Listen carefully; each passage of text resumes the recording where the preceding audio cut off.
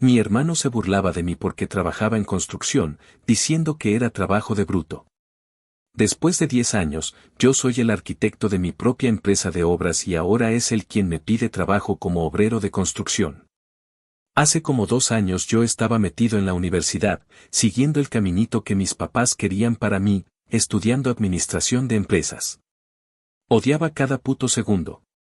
Me sentía como un farsante con corbata, sentado en clases que me importaban un carajo, rodeado de gayes que solo hablaban de startups y de cómo heredar el negocio de sus papás. Mientras tanto, me endeudaba hasta el cuello por un papel que sentía que no me representaba en lo más mínimo. Un día, pasando por una construcción cerca del campus, vi a los vatos trabajando, levantando muros, gritándose de una viga a otra, y sentí una especie de envidia cabrona. Se veían cansados, sucios, pero estaban creando algo real, algo tangible. A la semana siguiente, me di de baja. Mis papás casi se mueren del coraje, pero la sensación de libertad fue increíble. A las pocas semanas conseguí jale como ayudante general en una constructora. Es un puto infierno, no se los voy a negar. Llegas a las 6 de la mañana, haga un frío de la chingada o un calor que te derrite los sesos, y te vas hasta que el sol se oculta, con el cuerpo molido. Las manos llenas de ampollas y un dolor de espalda que te recuerda cada músculo que no sabías que tenías. Pero al final del día, cuando ves esa pared que no estaba ahí en la mañana, o esa zapata de concreto que tú mismo ayudaste a verter, sientes un orgullo que ningún puto examen de finanzas me dio jamás. Pero aquí entra el protagonista de mi coraje, mi hermano Daniel. Él tiene 24, es el orgullo de la familia. El cabrón sí terminó su carrera, se graduó con honores en finanzas y ahora trabaja como analista de riesgos en un corporativo de esos con nombre en inglés y oficinas de vidrio. Es el puto ejemplo a seguir. Desde que dejé la universidad, no ha hecho más que mirarme por encima del hombro, como si yo fuera una cucaracha.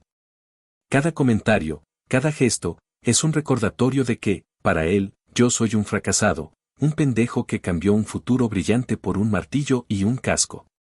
Su arrogancia es algo digno de estudio, el cabrón llega a las comidas familiares con sus camisas de marca y su reloj caro, hablando de acciones, portafolios de inversión y pendejadas que a nadie le importan, pero que lo hacen sonar exitoso. Ayer fue el acabose, la gota que derramó el puto vaso. Estábamos en la cena de domingo en casa de mis viejos. Yo, como pendejo, cometí el error de sentirme orgulloso de mi trabajo por un segundo. Mi jefe, un señor ya grande que se llama Chente, me había estado enseñando a leer los planos de la obra. Para mí fue un logro cabroncísimo, pasar de solo seguir órdenes a entender el porqué de las cosas, a ver el esqueleto del edificio en un papel.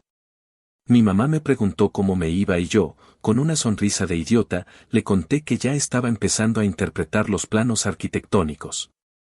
Antes de que ella pudiera decir nada, Daniel, que estaba picoteando su celular, soltó una risita ahogada, de esas que te calan hasta los huesos.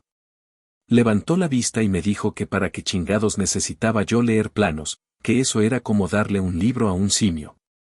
Delante de mis papás, de mi tía, de todos, me soltó con todas sus letras que no me hiciera pendejadas mentales, que mi trabajo era y siempre sería trabajo de brutos, un jale diseñado para gente sin cerebro. Para los que solo servían para sudar y usar la fuerza física porque su cabeza no les daba para más. El silencio que se hizo en la mesa fue brutal. Sentí como si me hubieran echado un balde de agua helada y luego me hubieran prendido fuego. La cara se me puso caliente, las manos me empezaron a temblar de puro coraje. Busqué la mirada de mis papás, esperando que dijeran algo, que lo mandaran a la mierda, pero nada. Mi papá solo se quedó viendo su plato y mi mamá me lanzó una mirada de ya, por favor, déjalo pasar. Esa fue la peor parte. La indiferencia. El permitir que me humillara así.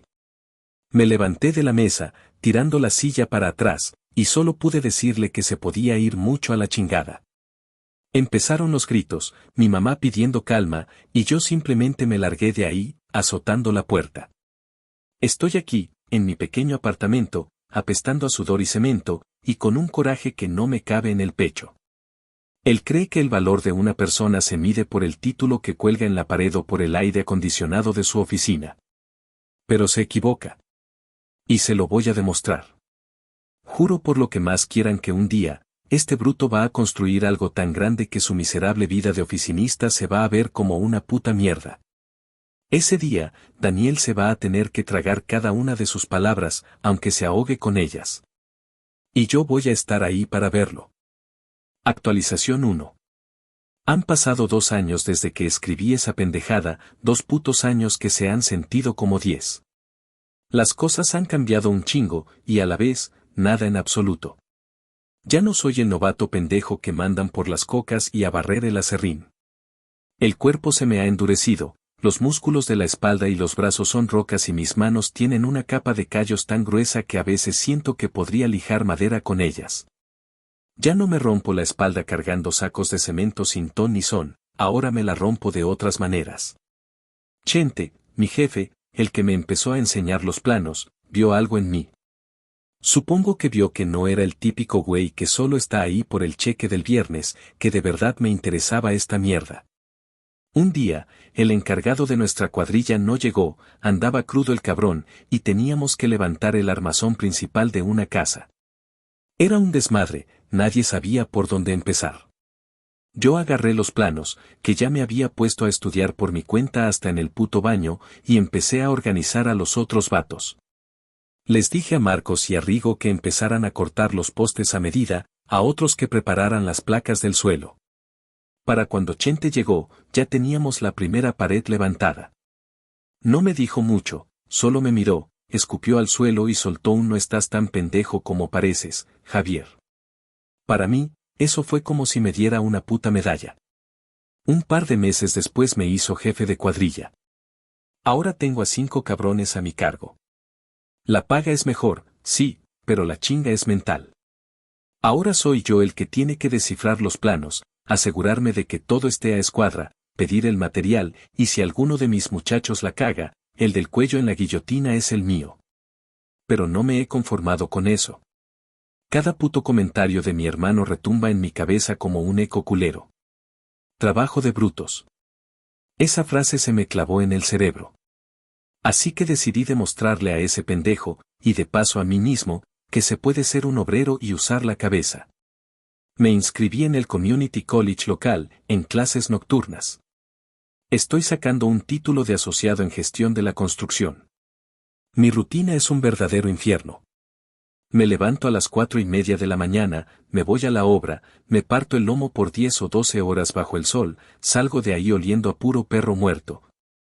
Me como un burrito de mierda en mi camioneta mientras manejo al campus, y luego me siento en un salón con aire acondicionado a tratar de no quedarme dormido mientras un profesor habla sobre códigos de construcción, estimación de costos y leyes de zonificación. Llego a mi casa pasadas las 10 de la noche, apestando a una mezcla de aserrín y estrés, y todavía tengo que ponerme a hacer tarea o estudiar para un examen. Hay noches que me quedo dormido con la cara pegada en un libro abierto sobre la mesa de la cocina. Pero cada vez que estoy a punto de mandar todo al carajo, me acuerdo de la sonrisa de superioridad de Daniel y se me quita el sueño. El veneno que él me tira se ha convertido en mi puto combustible. Y hablando del rey de los pendejos, a Daniel le va de puta madre, o al menos eso es lo que presume.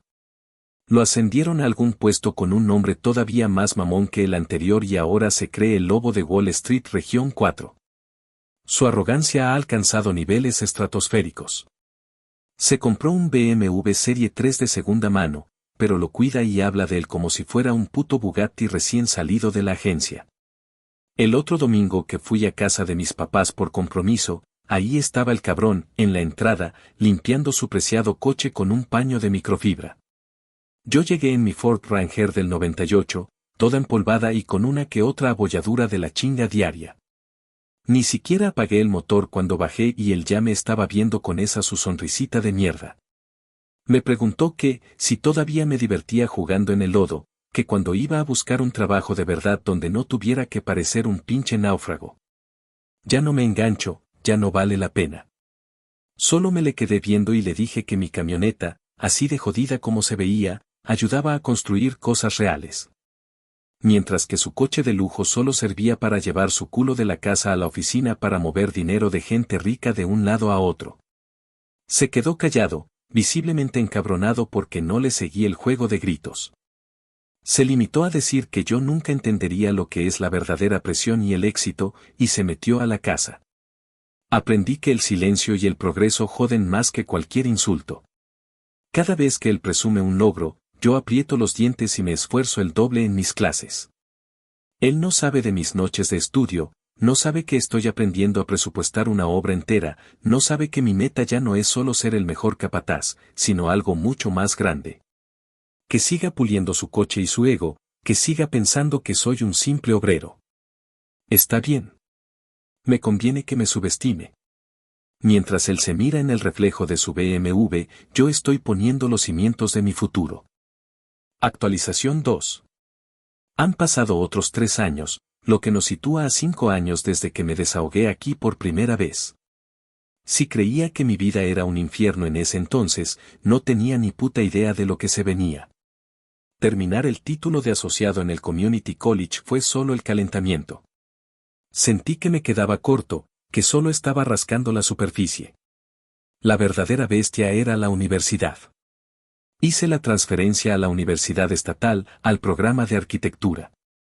El cambio fue brutal, como pasar de las ligas menores a las grandes ligas de un solo putazo. De repente, ya no estaba rodeado de otros vatos de la construcción que querían ser supervisores, ahora estaba en un mundo de chicos artísticos. De aspirantes a genios que hablaban de Bauhaus y de constructivismo y que nunca en su puta vida habían sentido el peso de un mazo en sus manos. Yo era un puto extraterrestre. Llegaba a los estudios de diseño directamente desde la obra, oliendo a cemento fresco, con las botas llenas de lodo y manchas de grasa en los jeans. Mientras mis compañeros vestían de negro y discutían sobre la filosofía del espacio. Fue la etapa más solitaria y jodida de mi vida. Me sentía un impostor en ambos mundos. En la obra, algunos de los nuevos me veían como el güey raro que se la pasaba leyendo libros en la hora del almuerzo. En la universidad, era el troglodita, el obrero que de alguna manera se había colado en su torre de marfil. Pero usé esa misma sensación de no pertenecer a ningún lado como un escudo. Me dediqué a trabajar y estudiar con una disciplina casi psicópata. La rutina era inhumana, levantarme antes del amanecer, partirme el lomo en la obra sintiendo como cada músculo me gritaba, y luego pasar toda la puta noche en vela, construyendo maquetas con una precisión milimétrica. Dibujando planos hasta que los ojos me ardían y se me cruzaban las líneas. Sobreviví a base de café de máquina, comida instantánea y el recuerdo constante de la cara de pendejo de mi hermano. Finalmente, la semana pasada, todo ese sacrificio de mierda valió la pena. Me gradué. Tengo mi título de licenciado en arquitectura. Cuando sostuve ese puto pedazo de cartón con mi nombre, sentí un vacío extraño. No había euforia, solo un cansancio profundo y la certeza de que había sobrevivido. Mientras yo me arrastraba por mi propio infierno personal para construir un futuro, el universo, en su irónica y culera sabiduría, decidió que era hora de derrumbar el mundo perfecto de mi hermano Daniel. La burbuja de éxito corporativo en la que vivía finalmente le reventó en la cara. La gran empresa para la que trabajaba hizo una de esas mamadas que llaman reestructuración estratégica, que no es más que un nombre elegante para correr a un chingo de gente y ahorrar costos. Y, por supuesto, entre los recursos redundantes estaba mi hermano. Su puesto de analista mamón, que según él era el pináculo del éxito, resultó ser completamente prescindible. Al principio intentó ocultarlo, como siempre hace. Cuando le preguntaban, decía que estaba tomándose un año sabático para recalibrar sus metas profesionales o que estaba evaluando múltiples ofertas de alto nivel. Pura mierda. La verdad salió a flote cuando tuvo que vender su preciado BMW para pagar sus deudas y, la humillación máxima, tuvo que regresar a vivir a casa de mis papás, a su cuarto de adolescente. Lleva casi 6 meses así, hundido en el sillón de la sala, amargado, criticando todo y a todos, esparciendo su veneno porque su ego no soporta la caída. Pasó de ser el lobo de Wall Street a ser un puto niní de 30 años. El verdadero cambio de poder, el momento en que supe que todo había valido la pena, ocurrió hace unos días. Fui a casa de mis viejos a dejarles unas cosas. Traté de entrar y salir rápido para no tener que toparme con el fantasma de la sala, pero fue inevitable. Yo traía bajo el brazo un portafolio grande con algunos de los proyectos de mi tesis y los planos de una pequeña remodelación en la que estoy trabajando como interno en una firma de arquitectos. Daniel me vio desde su trinchera en el sofá, con su barba de 3 días y la misma ropa de ayer. Me escaneó de arriba a abajo, vio el portafolio y con una voz cargada de un sarcasmo patético, me soltó la misma cantaleta de siempre, me preguntó qué traía ahí, si eran los dibujitos para mis casitas de lodo. Esperaba que yo reaccionara, que me encabronara como antes, que le diera el drama que su miserable existencia necesitaba. Pero en lugar de eso, por primera vez en mi vida, me cagué de la risa. No fue una risa forzada ni maliciosa, fue una carcajada genuina, profunda, que me salió desde el fondo del estómago. Fue la risa de alguien que de repente se da cuenta de lo absurdo y patético que es todo. Su insulto, que antes me quemaba por dentro, ahora sonaba hueco, como el ladrido de un perro viejo y sin dientes. Mi risa lo descolocó por completo. Se quedó callado, con la boca medio abierta, sin entender qué pasaba. Cuando por fin pude recuperar el aire, lo miré directamente a los ojos, sin rastro de enojo, y le dije que esos dibujitos de mierda que tanto le gustaban para burlarse, me habían costado 5 años de no dormir. Pero que ahora, esos mismos dibujitos, eran mi boleto de entrada a una de las firmas de arquitectura más respetadas de la ciudad y que iban a construir mi futuro ladrillo a ladrillo. Y entonces le hice la pregunta que lo destruyó. Le dije, ¿y a ti, Daniel? ¿Qué chingados estás construyendo tú desde ese puto sillón? Su cara se transformó.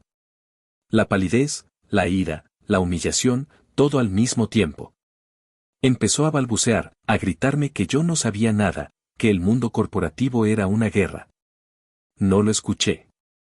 Simplemente me di la vuelta y me fui, dejándolo ahogarse en su propia rabia. En ese momento supe que la balanza se había inclinado para siempre. Ya no era el obrero bruto. Ahora él era el fracasado.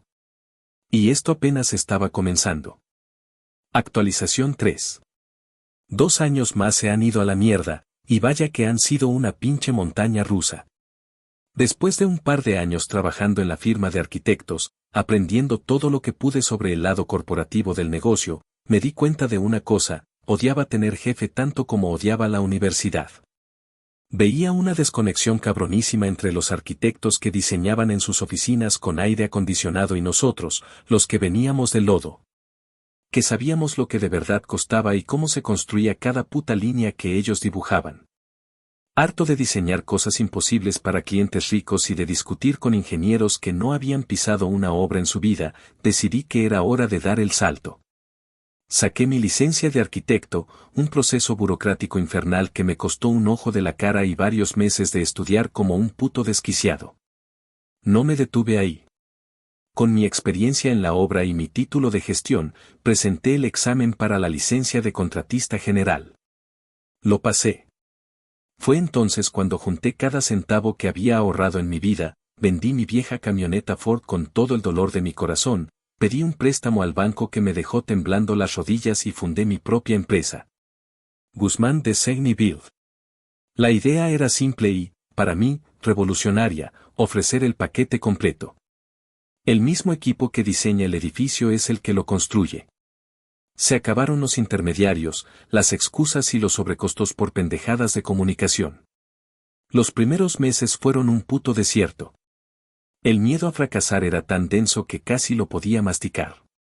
Me la pasaba en una pequeña oficina rentada que olía a humedad, con un teléfono que no sonaba, pensando que había cometido el error más grande de mi vida. Para sobrevivir, agarraba cualquier jale de mierda que pudiera encontrar: remodelar un baño, arreglar un techo con goteras, diseñar un garaje. Yo era el arquitecto, el vendedor, el contador y, a veces, el que cargaba los escombros. Mi gran oportunidad llegó de la forma más inesperada. Una empresa de tecnología había comprado una vieja bodega de ladrillos abandonada en una zona industrial de la ciudad y quería convertirla en sus oficinas centrales. Todas las grandes firmas de construcción los estaban buscando, pero sus presupuestos eran astronómicos. Un contacto me pasó el dato, y me presenté casi sin esperanzas. Les llevé mi portafolio, les expliqué mi modelo de negocio integrado, y les presenté un borrador de diseño que no solo era moderno y funcional, sino que respetaba el alma industrial del edificio. Creo que más que mi diseño, les gustó la pasión y el hambre que vieron en mis ojos. Me dieron el proyecto. Fue el infierno y el cielo al mismo tiempo. Cada día era una nueva crisis, encontramos asbesto en las paredes, una de las vigas principales estaba podrida, el presupuesto se estiraba como una liga a punto de romperse. Hubo noches en las que dormí en la obra, sobre un montón de cartones, porque no tenía ni la energía para manejar de vuelta a mi casa. Puse todo en ese proyecto, mi dinero, mi salud, mi cordura. Y al final, después de 6 meses de una chinga monumental, lo terminamos. La transformación fue increíble. Dejamos los ladrillos expuestos, las vigas de acero a la vista, pusimos pisos de concreto pulido y ventanales gigantescos. Era exactamente como lo había soñado. El cliente quedó tan fascinado que nos dio una bonificación enorme y, un par de meses después, el proyecto ganó un premio de diseño y arquitectura de la ciudad. Ese pequeño trofeo de acrílico significó más para mí que mi puto título universitario. Era la prueba tangible de que no era un bruto, de que podía crear algo valioso y reconocido a partir de la nada. Mientras mi vida profesional despegaba como un cohete, la de Daniel seguía en caída libre.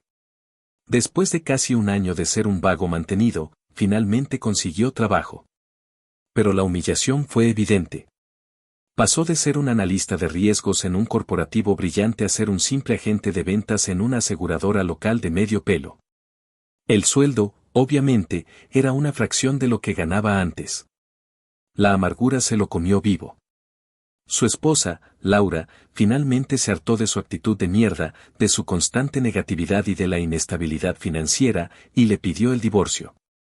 El proceso lo dejó todavía más jodido, con una deuda de la chingada y la obligación de pagar una pensión alimenticia que apenas podía costear.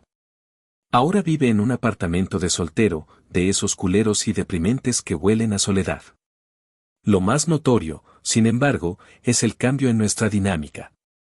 La arrogancia desapareció, reemplazada por un silencio pesado y resentido.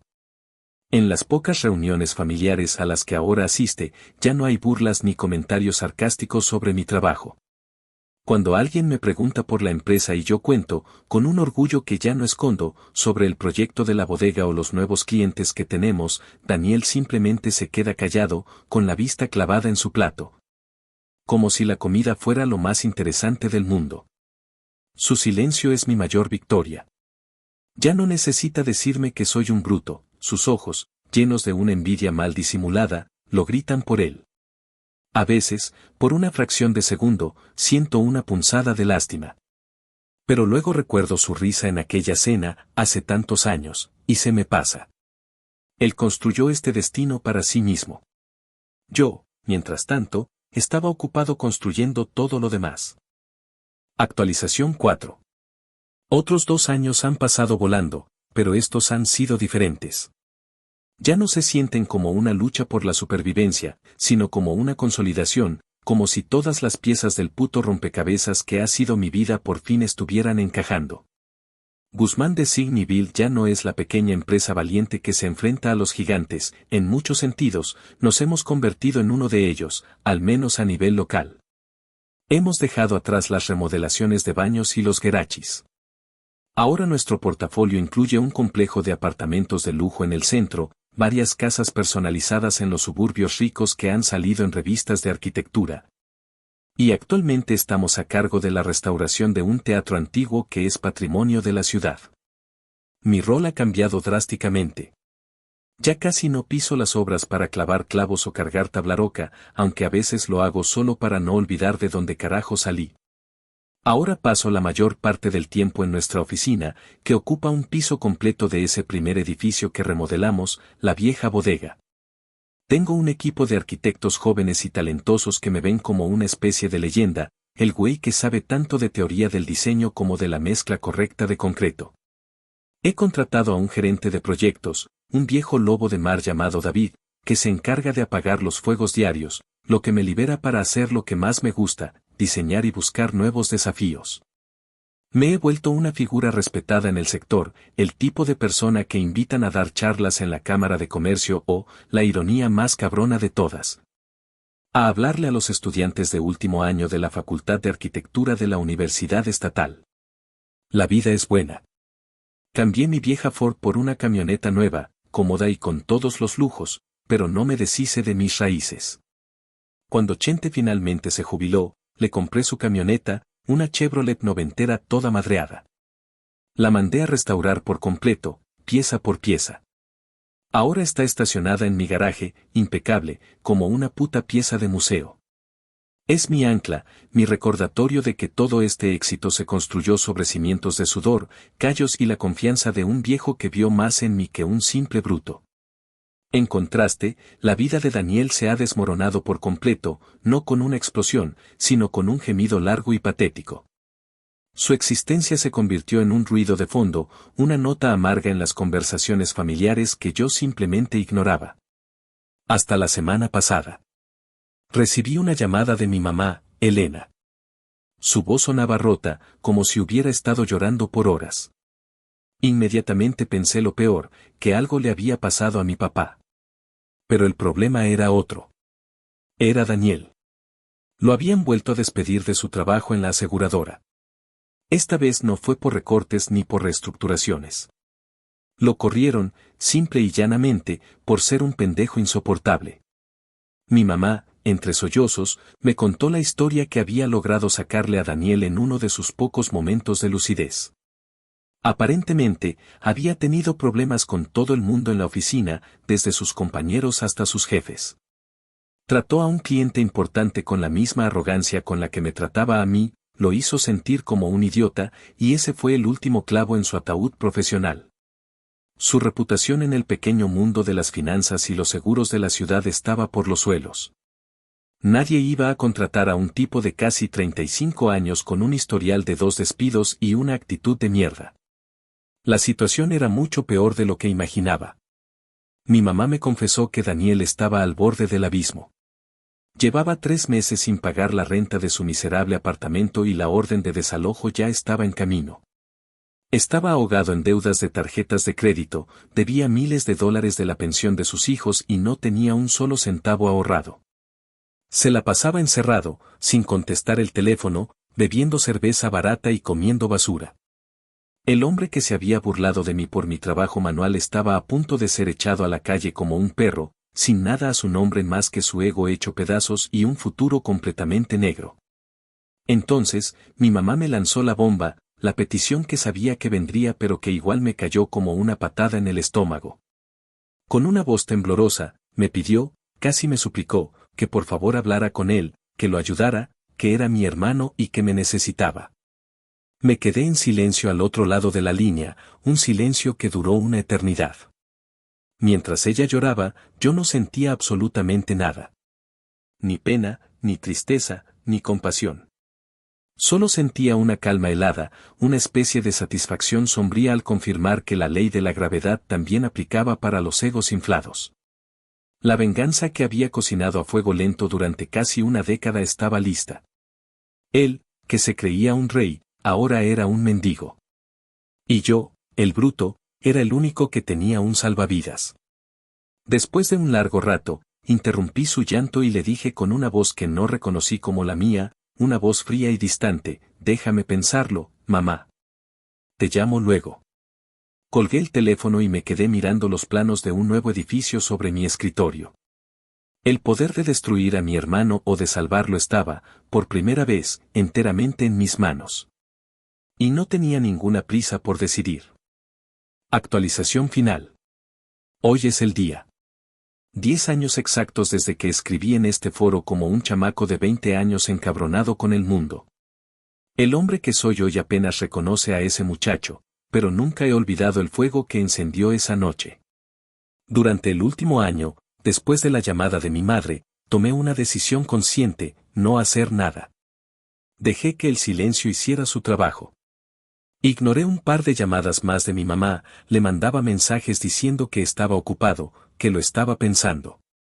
Sabía que para que la lección fuera completa, Daniel tenía que tocar el fondo absoluto del barril, un fondo que ni siquiera él sabía que existía. Tenía que agotar cada opción, pedirle prestado a cada amigo que le quedaba, humillarse ante extraños, antes de atreverse a marcar mi número. Y eso fue exactamente lo que pasó. Hace 2 días, mi teléfono sonó y en la pantalla apareció su nombre. Fue la primera vez que me llamaba en, no sé, 6 o 7 años. Dejé que sonara un par de veces antes de contestar. Su voz era irreconocible. Era un susurro tembloroso, lleno de pausas incómodas y carraspeos. Se pasó casi 5 minutos en un rodeo de mierda, preguntando cómo estaba, balbuceando sobre el clima, hasta que finalmente, con la voz quebrada, lo soltó. Me dijo que sabía que no tenía derecho a pedirme nada, que había sido un pendejo, y que estaba desesperado, que, si no tenía algo, cualquier cosa, un trabajo, lo que fuera. Escuché su rendición total al otro lado de la línea. No le ofrecí ni una pizca de consuelo. Simplemente le dije, con una voz de negocios, que se presentara en mi oficina al día siguiente a las 9 de la mañana. Y colgué. Llegó 15 minutos antes, lo cual me sorprendió. Lo vi a través de las persianas de mi oficina, sentado en la sala de espera. Llevaba puesto un traje barato, de un color indefinido entre gris y tristeza, que le quedaba holgado, como si el hombre que lo había comprado ya no existiera y solo quedara su fantasma encogido. Se veía pálido, demacrado, con unas ojeras que le llegaban hasta la mitad de la cara. Lo dejé ahí, en esa silla incómoda, por 25 minutos exactos. 25 minutos para que admirara el logo de Guzmán de Signy Build en la pared, para que viera los cuadros con las portadas de las revistas donde han salido nuestros proyectos. Para que escuchara el zumbido eficiente de una empresa exitosa. Finalmente, le pedí a mi asistente que lo hiciera pasar. Entró a mi oficina cabizbajo, como un reo caminando hacia el patíbulo. Su mirada recorrió lentamente el espacio, los ventanales que ofrecían una vista panorámica de la ciudad, mi escritorio de madera maciza, los premios de diseño en la estantería y, sobre todo, la maqueta a gran escala de nuestro proyecto actual, un complejo residencial de lujo, que ocupaba el centro de la habitación. Vi cómo tragaba saliva, abrumado. Le señalé una silla, pero yo me quedé de pie, recargado en mi escritorio, estableciendo el dominio desde el primer segundo. Lo dejé cocinarse en el silencio un rato más antes de hablar. Le dije que, en efecto, tenía una vacante. Su rostro se iluminó con una pizca de esperanza patética. Entonces, empecé a describir el puesto. Le dije que era una posición de peón general en la obra del complejo residencial, la misma de la maqueta que tanto miraba. Le expliqué con un detalle casi sádico sus responsabilidades, llegar a las 5:45 de la mañana para estar listo a las 6, cargar bultos de cemento, mover carretillas llenas de escombro, limpiar la mierda que dejaban los otros equipos, pasar herramientas y básicamente hacer cualquier chinga física que se necesitara, bajo un sol infernal en verano y un frío que te cala los huesos en invierno. Y entonces, mirándolo fijamente a los ojos, usé las mismas palabras que él me había escupido 10 años atrás en esa mesa. Le dije, es trabajo de brutos, Daniel. De esos que no tienen cerebro para más. Es un jale para gente que solo sirve para sudar y cansarse. Vi el momento exacto en que su alma se rompió. Su cara se descompuso, sus ojos se llenaron de lágrimas que luchaba desesperadamente por no derramar, y su labio inferior empezó a temblar. El hombre arrogante y todopoderoso que había conocido toda mi vida murió frente a mí en ese instante. Bajó la cabeza y se quedó mirando sus manos, derrotado. Esperé. Después de lo que pareció una eternidad, levantó la vista y con una voz que era apenas un susurro de aire, dijo que sí, que podía hacerlo. En ese momento, la rabia que había sido mi combustible durante una década se evaporó. Ya no había nada que quemar. Había ganado de una forma tan absoluta que cualquier otra humillación habría sido innecesaria. Me enderecé y mi voz se volvió dura como el concreto. Le dije que bien, que se presentara al día siguiente en la dirección de la obra y preguntara por el capataz, Chui. Le aclaré que le pagaríamos el salario mínimo, como a cualquier otro novato, sin excepciones. Y entonces le puse las reglas. Le dije que, en esa obra, y en cualquier cosa que tuviera que ver con mi empresa, él no era mi hermano. Era un puto número en la nómina, un empleado más. No quería escuchar sus problemas, no quería excusas, y que, a la primera queja, a la primera señal de su antigua actitud de mierda, a la primera vez que se sintiera con derecho a algo, se iría a la puta calle sin miramientos. Le pregunté si había entendido. Asintió repetidamente, como un muñeco roto. Se levantó, me dio las gracias con una voz ahogada y salió de mi oficina sin volver a mirarme. No sé cuánto va a durar. Tal vez un día, tal vez una semana. Francamente, me importa una mierda.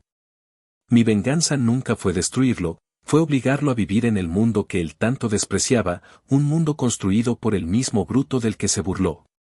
Él quería un trabajo de verdad, y mañana, al amanecer, lo tendrá. Estará paleando la tierra sobre la que yo estoy diseñando un imperio.